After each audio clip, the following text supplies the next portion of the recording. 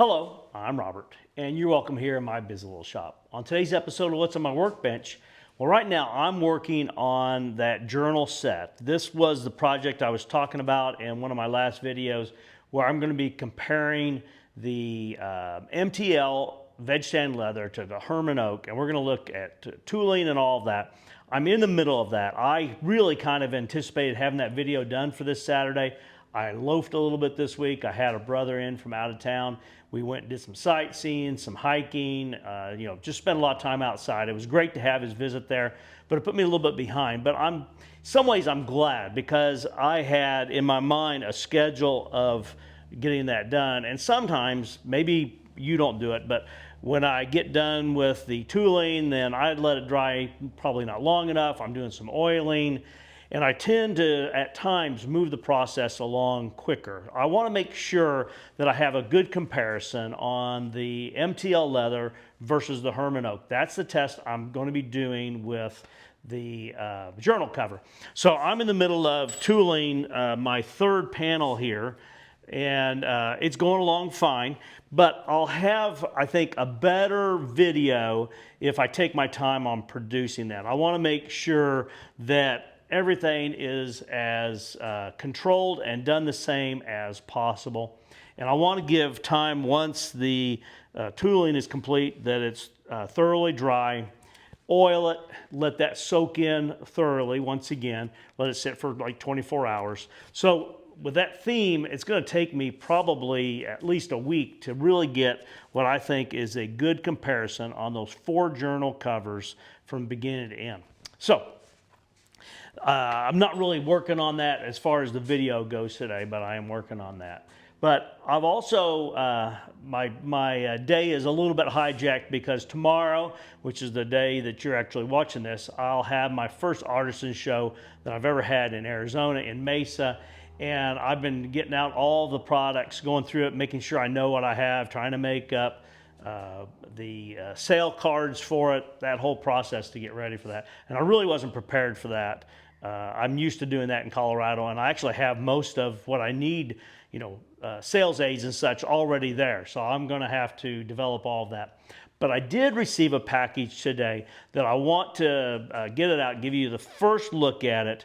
This is, well, you know what? Let's get over here on the workbench, and I'll just show you instead of describing it. I do appreciate you taking time to be with this shop today. Let's get started here. But I want to give you a little bit of a backstory on this. And if you were on the live stream, you probably saw some of this. But I was talking with a exotic leather company at the Prescott Leather Trade Show in February. We talked a little bit about their product, and I was really kind of intrigued on using it. It's going to be something that, for the most part, is to highlight a leather item.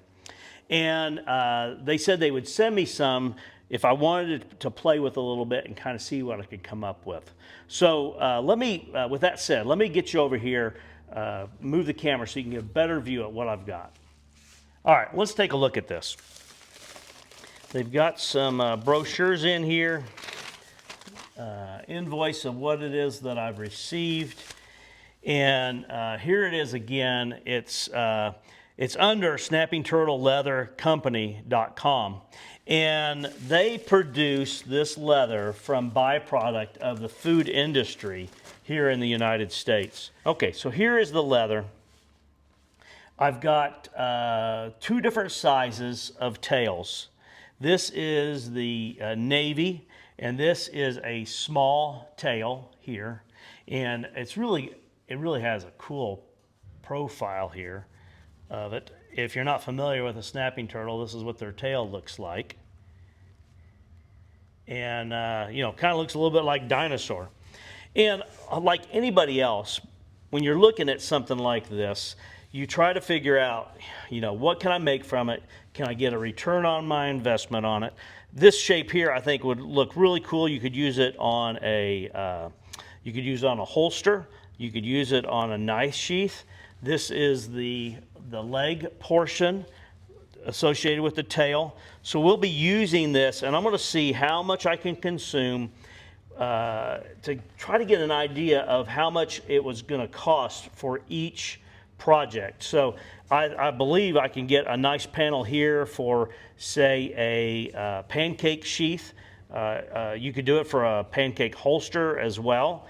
There is enough leather to have 2 of those sides, and this is a small, and it's navy, and the small one's thinner. That's 3.5 ounces. Here alongside here is 5.5 ounces, 3.5 at the tip. But this is the navy color, and it's really got just a cool design here. So I'm going to be exploring a little bit to see how this works. I've got some nice sheaths to make. I think I can use it, like I said, for some wallets. So this is the navy, and this is a small. This is a large, and this is in brown. And it's just really, I don't know if I get to focus there, really cool, natural design of this snapping turtle leather. This one, these sides here where the legs are, 4.5 ounces there. Alongside here is 7 ounces. This other side should be similar. It's 5.5 ounces down here at this end. There's these bumps on here that's like armor, and it's shiny. I think it's going to really make some really pretty cool designs. There is extra large, which is bigger than this yet. And let me grab my tape measure here. So this is 24 inches from side to side. This tail section, I'm going to say from the top here, because I think you could utilize that all the way down. That is 11 inches. If you just want these main bumps here, you've got 8 inches. So if you use that, as an inlay on a sheath, that would be for a pretty good size knife as well. This part over in here is, let's see, 4.5 there. Where it's narrow, it's 3.5. The total length of this is 8. But if you took this area here, this would be 4.5 by 5 3/4 inches. So on here, I can envision this being a pancake sheath for either a firearm or for a knife. So you'd have 2 of those. There's really cool design here. So I guess really what it's going to come down to is trying to figure out how much can I get out of it. Because I really think that whenever you're looking at buying these, you look at the cost of it, and then you're trying to figure out, really, can I get a return on my investment through the projects? And I'm probably like a lot of you, where I feel like I can't charge enough to get that out of there. But I think people are willing to pay for the look of that. So this one's a large. This one is a small. So I'll lay them over the top here. This is a large and a small. There's an extra large as well. And this is in navy and brown. I've got the purple. Really a cool color. Very, very unique tail section here. Let's see if this one's different. This one is also a large. This one's 10 3/4 inches. And the width on this one is, it's 24 as well. So that's the purple. I'm getting them all mixed up here. We have the navy and the brown.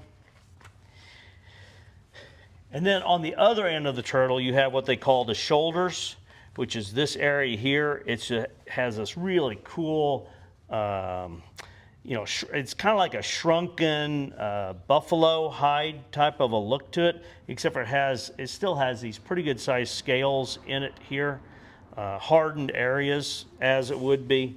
And this one here, this is, like I said, what they call a shoulder.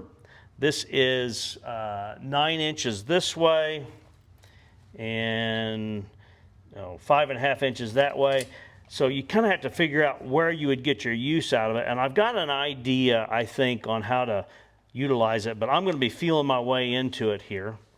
This piece of leather, I guess maybe that's a good way to look at it there. And it's called shoulders. So I'm assuming that the head, it was here, and these are the two front like claw areas like that. All right, so this is what they call a crust. This is undyed turtle leather after it's gone through the tanning process. And I'm gonna see how well that takes dye. There might be areas where that color would, maybe look cool as well. So anyway, let me turn the camera around here. Well, there you go. I think I've covered just briefly a little bit about the leather here. This leather is, it's really a cool leather. It doesn't come from harvesting animals just for the hide. It's a byproduct of the food industry here in the United States. The leather is harvested here, it's tanned here, and they sell it here. So it's an all U.S. product. And I think there's a lot of people that when they start looking at exotic, I really need to go look and see what that means. I guess, a javelina in Europe would be exotic. Here, they're running around here in the neighborhood. So I guess you need to figure out how people are defining that. But I know a lot of times people are concerned about using leather that comes from an endangered species, which I understand and totally agree, or that the animal is harvested just for its skins. Since it's a byproduct of the food industry, that's out of the picture there. This leather is harvested in the United States, it's tanned in the United States, sold in the United States, and I think it's just a really cool item here. We'll have to see how it all comes together. I'm interested to get started on this journey.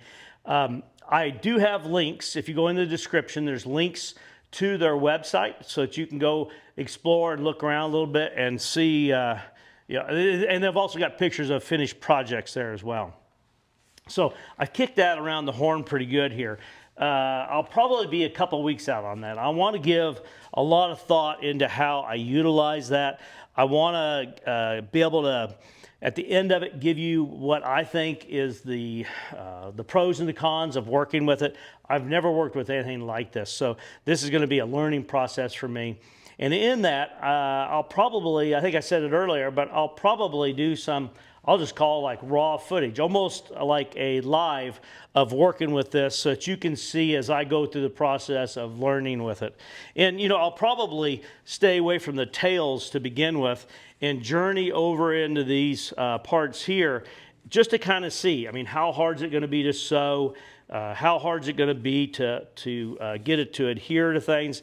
The back feels like it would take contact adhesive really well. So anyway, I think I've kicked that around enough. And then look next Saturday for my video on the tooling of this and the comparison between the veg tan of Herman Oak and the MTL leather. So I think I'm going to wrap up there.